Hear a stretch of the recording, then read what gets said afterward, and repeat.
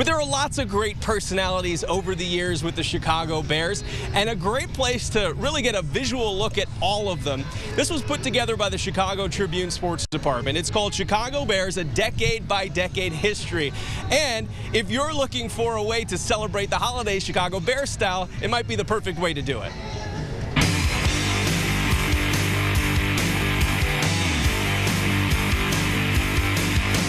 When they decided to put together all their best coverage of one of the NFL's most historic teams, the Chicago Tribune Sports Department knew it had to go back to when it all started. Yeah, we had stuff going back to the very beginning of pro football, when the Bears were struggling to find an audience. What came together is a decade-by-decade visual account of what makes the Bears such a part of Chicago's history, all the way up to modern legends like Brian Urlacher, and beginning at a time when Papa Bear Hallis dreamed of making professional football more than just a glorified hobby. Hallis was working in the starch business, and the other people were car dealers, and this was sort of a side project that they did in their spare time.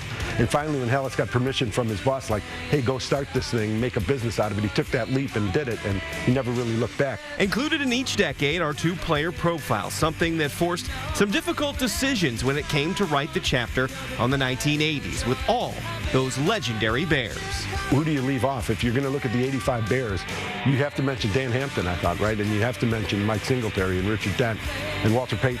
But how do you leave out Jim McMahon? Even the most committed Bear fan is bound to find something new in the final product, not excluding the people who wrote it. To really dig in on a team with the history and background of the Chicago Bears, it was kind of a privilege to do it. I was pleased to do it, honored to be a part of it.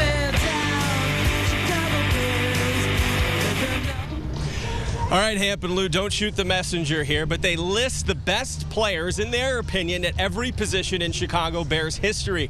When you get to the defensive line, at number two is Dan Hampton. There's actually somebody above Hamp in the book. I'm not going to ruin it. You'll have to go get the book to see who it is. But I figured I'd toss it back that way.